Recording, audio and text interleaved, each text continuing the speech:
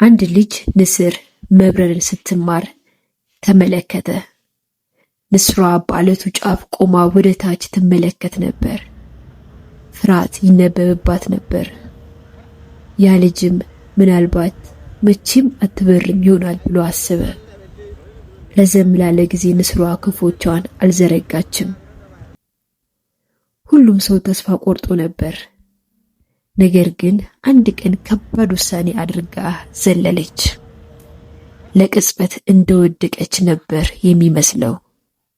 የሚያዩት ሰዎች እንደወደቀች ሊያስቡ ይችላሉ።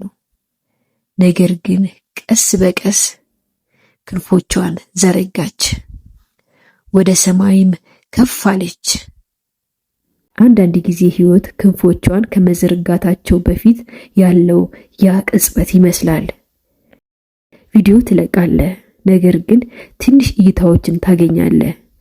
ብዙ ትደክማለህ፣ ግን ትንሽ ውጤት ብቻ ታያለህ። ምናልባት ለዚህ በቂ ችሎታ የለኝም ብለህ ማሰብ ትጀምራለህ። ነገር ግን እድገት ከመብረርህ በፊት እንደ ውድቀት ይመስላል። በትንሽ ጀምር። መዝለልህን ቀጥል። በትንሹ ጀምር፣ አትፍራ። ዝግተኛ እድገትን አትፍራ። መዝለልህን ቀጥል።